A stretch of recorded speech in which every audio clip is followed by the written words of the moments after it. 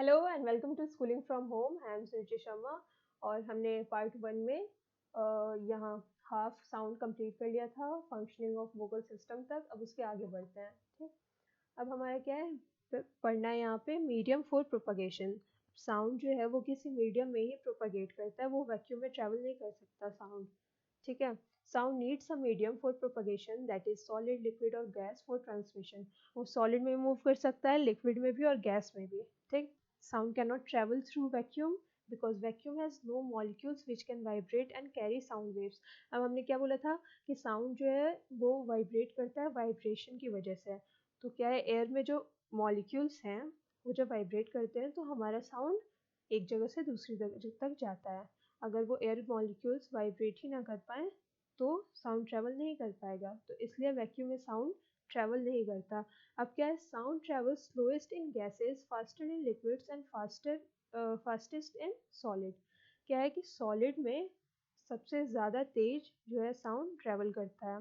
मान लो आपने डेस्क पे कान लगाया, फिर आप अपने दोस्त को बोले कि वो दूसरे एंड से डेस्क के और ठक ठक फिंगर से आवाज़ दे। ठीक है, ठक ठक करे, तो आपके कान पे वो अब तेज, बहुत तेज आवाज़ आती है। तो इसका क्या मतलब है कि सॉलिड में साउंड ज़्यादा तेज ट्रैवल कर रही है rather than liquid and gases. उसके बाद क्या है कि आप लिक्विड, ये एक्सपेरिमेंट है कि मान लो आपने एक टब ले लिया, उसमें पानी डालो और एक घंटी ले लो, उसे बजाओ और कान लगाओ, तो आपको वह आवाज़ सुनाई देगी, पर बहुत धीमे सुनाई देगी।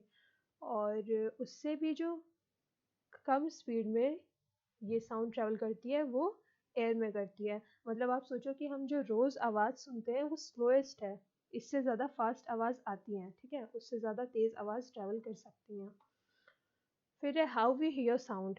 ठीक है, अब क्या है कि यहाँ पे हमें लास्ट सेशन में हमने वोकल कॉर्ड का वोकल सिस्टम पढ़ा था। अब यहाँ पे हमें ईयर के बारे में पढ़ना है, फंक्शन ऑफ ईयर। तो कान जो है हमारा, उसमें क्या है, the shape of outer part of year is called funnel. ठीक है, ये जो आउटर पार्ट होता है कान का उसे फनल कहते हैं।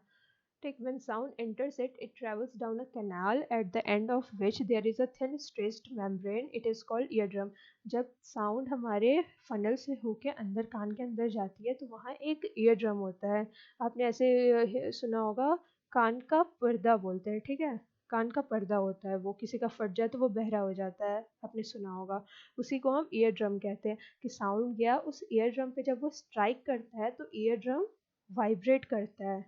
ठीक है, और जो ईयर ड्रम वाइब्रेट करता है उस वाइब्रेशन से सिग्नल जो है वो इनर ईयर के थ्रू ब्रेन में जाता है, फिर ब्रेन उसे प्रोसेस करता है, फिर हम कोई बात समझ पाते हैं। ठीक है, इसमें से कोई भी अगर जो है अ, कोई भी अगर रास्ता जो है वो अगर ना काम करे, ठीक है, कोई भी पार्ट काम ना करे तो हम नहीं सुन पाएंगे साउंड को। ठीक, ये मैंने यहीं पे वही चीज़ एक्सप्लेन की है जो मैंने अभी बताया, आप इसे नोट डाउन कर लेना। देखो अब ये क्या है कि हमारा ये है जो ये फनल है कान का आउटर पार्ट। ठीक है, ये ईयर लोब है, जो यहाँ हम लोग ईयरिंग्स जो पहनते हैं। ठीक है, वो चीज़ है। अब क्या है कि यहाँ से साउंड गया अंदर, अंदर गया वो, तो उसको एक ईयर ड्रम मिलेगा। ये पार्ट जो है वो ईयर ड्रम है, वो उस पर स्ट्राइक करेगा। स्ट्राइक करने के बाद ईयर ड्रम एक सिग्नल वो प्रोड्यूस करता है। उसके बाद वो सिग्नल जाता है, जब वो कॉक्लियर नर्व में जाता है उसके बाद वहाँ से वो ब्रेन में जाता है। ठीक है, इस तरीके से हम साउंड सुनने में एबल हो पाते हैं। ठीक है, एनेबल होते हैं। हम नेक्स्ट बढ़ते हैं, amplitude, time period and frequency of a vibration. ठीक, इसके लिए आप एक पहले डायग्राम देख लो। ठीक, मान लो हमारा जो साउंड का सिग्नल है वो इस तरीके का है। तो एम्पलीट्यूड किसे कहते हैं? एम्पलीट्यूड होता है ये जो यहाँ से यहाँ का डिस्टेंस है। ठीक है, उसे हम एम्पलीट्यूड कहते हैं। टाइम पीरियड क्या होता है, अब आप पढ़ो। The repeated back and fourth motion is called vibration और ऑसिलेशन। ठीक है, हमने जो पढ़ा बैक एंड फोर्थ मोशन या फिर पेंडुलम का जो टू एंड फ्रो मोशन है वो क्या है, वो वाइब्रेशन है, उसे ही ऑसिलेशन भी कहते हैं। ठीक है, उस मोशन को कहेंगे हम ऑसिलेटरी मोशन। तो the maximum distance of a vibrating object from its central position is called amplitude of vibration. Like हमने देखा था कि पेंडुलम जो था वो एक जगह था और वो अपने मीन पोजीशन से लेफ्ट और राइट में जा रहा था। ठीक है, तो वो मीन पोजीशन से जितने दूर तक लेफ्ट में या राइट में जा रहा है उसी चीज़ को हम एम्पलीट्यूड कहते हैं। यहाँ आप सिग्नल से ऐसे समझो कि मान लो ये मेन पोजीशन है, ये लाइन, और ये जो है पेंडुलम यहाँ से ऊपर गया, एक बार लेफ्ट में गया, फिर राइट में गया, तो ये जो मैक्सिमम डिस्टेंस यहाँ कवर कर रहा है उसी को हम एम्पलीट्यूड कहते हैं। नेक्स्ट है इसमें the time taken to complete one oscillation is called time period.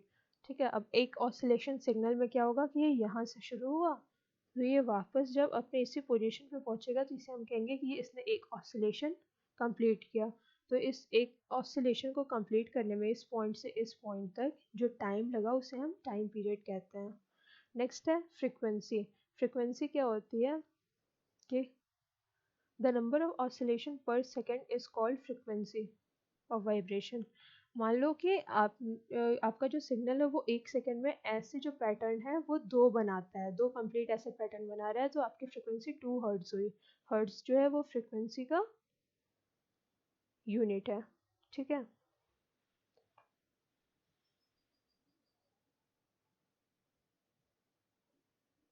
अब बढ़ते हैं हम नेक्स्ट